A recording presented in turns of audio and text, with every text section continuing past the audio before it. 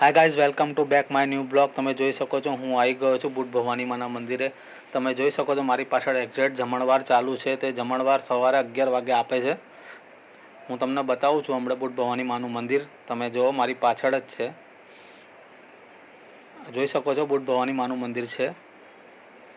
હું તમને અહીંનો નજારો બતાવીશ, તમે જોઈ શકો છો. ખૂબ જ સરસ મંદિર છે. આ અમદાવાદ વેજલપુર રેલવે ફાટકની બાજુમાં એક્ઝેક્ટ આ મંદિર આવેલું છે. તમે જોઈ શકો છો. હું તમને બતાવું છું.